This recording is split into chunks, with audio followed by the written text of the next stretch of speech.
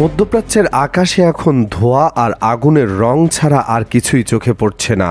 America আর Israel একজোট হয়ে ইরানের ভেতরে ঢুকে গেছে। মিসাইলের পর মিসাইল উঠছে, বোমারু বিমান আকাশ কাঁপিয়ে দিচ্ছে, তেহরানের মাটি কাঁপছে একটার পর একটা বিস্ফোরণে। আর ইরান এই মুহূর্তে একা, পাশে কেউ নেই। রাশিয়া চুপ করে বসে আছে, চীন হিসাব নিকাশ করছে নিজেদের মতো, আরব বিশ্ব নীরব দর্শকের ভূমিকায়। কিন্তু এই রক্তাক্ত যুদ্ধক্ষেত্রের সবচেয়ে ভয়ঙ্কর একটা প্রশ্ন এই মুহূর্তে গোটা পৃথিবীর রাজনৈতিক বিশ্লেষকদের ঘুম কেড়ে নিচ্ছে। আর সেই প্রশ্নের উত্তর ইরানে নেই, আমেরিকায় নেই, ইসরায়েলেও নেই।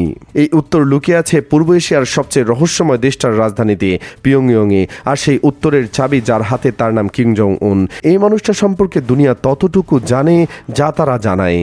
তিনি এমন একজন যিনি ইরানের সর্বোচ্চ নেতা আয়াতুল্লাহ আলী খামেনির সঙ্গে দশকের পর দশক ধরে এমন একটা সম্পর্ক গড়ে তুলেছেন যা কোনো কূটনৈতিক দলিলের পুরোপুরি ধরা পড়ে না। তিনি এমন একজন যিনি ডোনাল্ড ট্রাম্পের সঙ্গে একেবারেই পাতে না। দুই মেরুর দুই মানুষ তারা। আর ইসরায়েলের প্রধানমন্ত্রী বেনিয়ামিন নেতানিয়াহুকে তিনি প্রকাশ্যে ক্যান্সার বলে গালি দিয়েছেন কোনো রাগঢাক না রেখে। ঠিক এই জায়গাটা থেকেই আসল ভয়ের সূচনা। একবার ভেবে দেখুন, যে পারমাণবিক বোমার আতঙ্কে আমেরিকা ইরানের ভেতরে ঢুকে মিসাইল বর্ষণ করেছে, যে পারমাণবিক কর্মসূচির ভয়ে নেতানিয়াহু যুদ্ধবিমান ইরানের আকাশে বোমা ফেলছে, সেই পারমাণবিক বোমা উত্তর কোরিয়ার কিম জং উনের কাছে এই মুহূর্তে 50টিরও বেশি মজুদ আছে। 50টি। আর শুধু মজুদ নয়, প্রতি বছর আরও 6টি থেকে 12টি নতুন পারমাণবিক বোমা তৈরির সক্ষমতাও তার আছে। আর আন্তঃমহাদেশীয় ক্ষেপণাস্ত্র সরাসরি আমেরিকার মূল ভূখণ্ডে আঘাত হানতে পারে। ইসরায়েলকে মানচিত্র থেকে মুছে দেওয়ার ক্ষমতাও তার আছে। আর সবচেয়ে লোমহর্ষক তথ্য হলো, ইরানকে পারমাণবিক শক্তিধর রাষ্ট্র বানানোর পেছনে কিম জং উনের হাত আছে বলে বহু আন্তর্জাতিক গোয়েন্দা সংস্থা দাবি করে আসছে। তাহলে এখন যদি কিম সিদ্ধান্ত নেন যে তিনি তার পুরনো বন্ধু খামেনিকে বাঁচাতে এগিয়ে আসবেন, তাহলে কি দাঁড়াবে সেটা কল্পনা করলে মেরুদণ্ড দিয়ে শীতল স্রোত বয়ে যায়। কারণটা খুব পরিষ্কার, কিম জং উনের সামনে ট্রাম্পের মুখ থেকে কথা বের হয় না। নেতানিয়াহু কিমের বিষয়ে টু শব্দ করার সাহস রাখে না। উত্তর কোরিয়ার পারমাণবিক শক্তির বিরুদ্ধে ব্যবস্থা নেওয়ার হিম্মত ট্রাম্পের কোনোদিন হয়নি। তিনি জানেন কিম এমন একজন মানুষ যিনি কারো কথা শোনেন না, কারো চাপ নেন না, আর কারো হুমকিতে 1 ইঞ্চিও নড়েন না। কিম এই মুহূর্তে চুপ আছেন ঠিকই, কিন্তু তার এই নীরবতাই হয়তো সবচেয়ে বিপজ্জনক সংকেত। এই পুরো লড়াইটার মূলে আছে পারমাণবিক অস্ত্র। কিম জং উন বুঝতে পারছেন, ইরানের পারমাণবিক কর্মসূচি যদি একবার শেষ হয়ে যায়, তাহলে ট্রাম্পের উৎসাহ শতগুণ বাড়বে। পরের টার্গেট হবে কে? উত্তর কোরিয়া ছাড়া আর কে হতে পারে? ট্রাম্প নিজেও জানেন কিম একটা দিক নির্দেশনাহীন ক্ষেপণাস্ত্রের মতো। কখন কোন দিকে মোড় নেবে কেউ বলতে পারে না। এমন মানুষের হাতে 50টা পারমাণবিক বোমা থাকা যে পৃথিবীর জন্য কতটা ঝুঁকিপূর্ণ সেটা ট্রাম্প ভালো করেই বোঝেন। আর কিম নিজেও বোঝেন, আজ হোক বা কাল ট্রাম্প তার পারমাণবিক শক্তি নিয়ে প্রশ্ন তুলবেই। সেদিন সবার আগে কিমকে নিজের অবস্থান শক্ত করতে হবে। তাহলে কি ট্রাম্পকে ঠেকাতেই কিম খামেনিকে বাঁচাতে আসছেন? এই আশঙ্কাটা যতটা ভয়ানক শোনাচ্ছে, পেছনের গল্পটা তার চেয়েও গভীর। উত্তর কোরিয়ার ভিতরে এই মুহূর্তে এমন কিছু ঘটছে যা বাইরের পৃথিবী জানে না। কিম জং উন নিজের শরীর নিয়ে আতঙ্কিত। উচ্চ রক্তচাপ আর ডায়াবেটিস তাকে ভেতর থেকে খেয়ে ফেলছে। মৃত্যুর ভয় ঢুকে গেছে তার মনের গভীরে। ভাবছেন, তিনি চলে গেলে উত্তর কোরিয়ার কি হবে? এই পারমাণবিক শক্তির ভয় কে ধরবে? আমেরিকা তো সুযোগ পেলেই দেশটাকে ঘিরে ফেলবে। এই ভাবনা থেকে কিম নিজের রক্তের ধারা দিয়ে আরেকটা লাইন টানার প্রস্তুতি নিচ্ছেন। এই লাইনের নাম কিম জুয়ে। তার নিজের মেয়ে, বয়স মাত্র 13 বছর। ভাবুন একবার, 13 বছরের একটা কিশোরের হাতে 50টা পারমাণবিক বোমার নিয়ন্ত্রণ তুলে দেওয়ার কথা ভাবা হচ্ছে। পৃথিবীর বেশিরভাগ দেশে 18 বছরের আগে কারো হাতে সাধারণ অস্ত্র দেওয়াই বৈধ নয়। অথচ কিম জং উন পুরোদমে প্রস্তুতি নিচ্ছে নিজের মেয়েকে সেই অকল্পনীয় ক্ষমতা বুঝিয়ে দিতে। মাত্র 48 ঘন্টা আগে পিয়ংইয়ংয়ের ক্ষমতাসীন কোরিয়ান ওয়ার্কার্স পার্টির 9ম কংগ্রেস অনুষ্ঠিত হয়েছে। সেখানে কিম আর তার মেয়ে কিম জু একই ধরনের জ্যাকেট পরে হাজির হয়েছিলেন। উত্তর কোরিয়ায় কিমের পোশাক কপি করার অধিকার কারণেই, তার স্ত্রীরও না, বোনেরও না। কিন্তু মেয়ে সেই পোশাকে প্রকাশ্যে এসেছিলেন। এটা শুধু পোশাক নয়, এটা একটা উত্তরাধিকারের প্রতীকী ঘোষণা। এরপরই উত্তর কোরিয়ার সরকারি সংবাদ সংস্থা KCNA এমন কিছু ছবি প্রকাশ করেছে যা দেখে গোটা দুনিয়া নড়ে চড়ে বসেছে।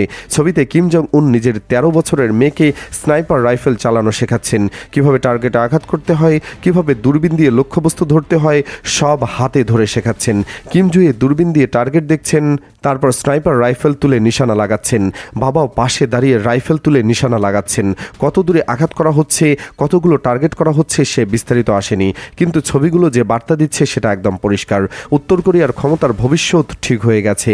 ফায়ারিং রেঞ্জে কিমের পাশে দাঁড়িয়েছিলেন তার ঘনিষ্ঠ সিনিয়র কর্মকর্তা ওয়াং চন চল।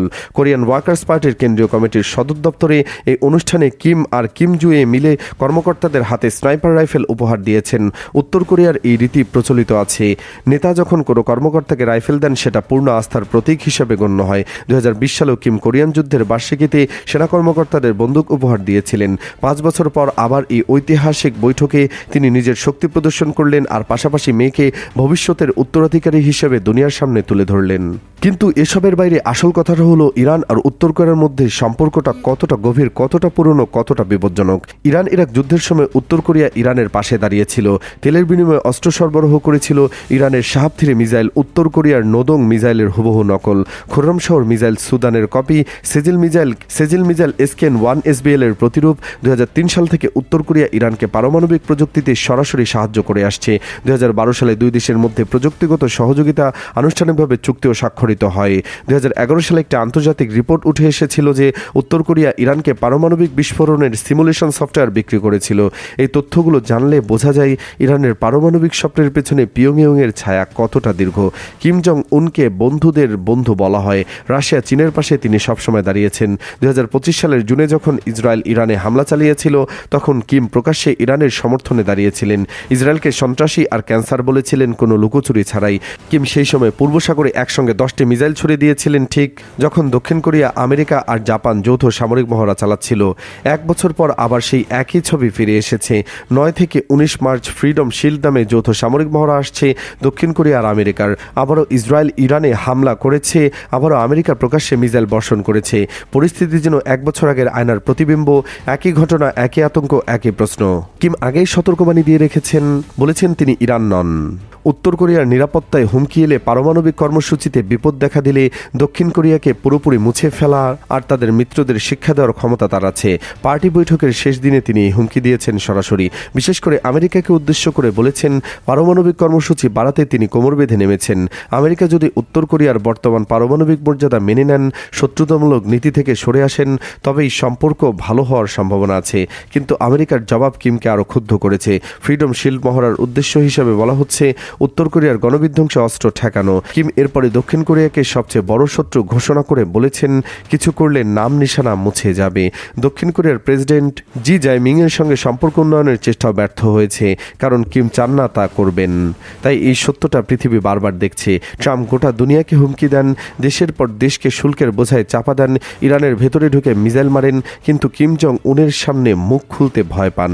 কারণ ট্রাম্প জানেন কিম সেই মানুষ যিনি ভয় পান না, কিছুতে হটেন না আর হুমকিতে দমে যান না। এখন ইরানের ওপর এই তাণ্ডবের পর কিম আবার সতর্ক হয়ে গেছেন। আর চোখে ইরানের পতন মানে তার নিজের ভবিষ্যতের উপর সরাসরি আঘাত। আর শেষ প্রশ্নটাই সবচেয়ে ভয়ঙ্কর, সবচেয়ে লোমহর্ষক। কিম কি তার পুরনো বন্ধু খামেনির পাশে গিয়ে দাঁড়াবেন? আমেরিকার বিরুদ্ধে কি তিনি একটা নতুন ফ্রন্ট খুলবেন? যদি তিনি এই সিদ্ধান্ত নেন, তাহলে মধ্যপ্রাচ্যের এই যুদ্ধ আর আঞ্চলিক থাকবে না, সেটা হয়ে যাবে পৃথিবী কাঁপানো তৃতীয় বিশ্বযুদ্ধের সূচনা। আর সেই যুদ্ধে কে জিতবে কে হারবে সেটা কেউ জানে না। শুধু এটুকু নিশ্চিত যে হারবে মানব সভ্যতা।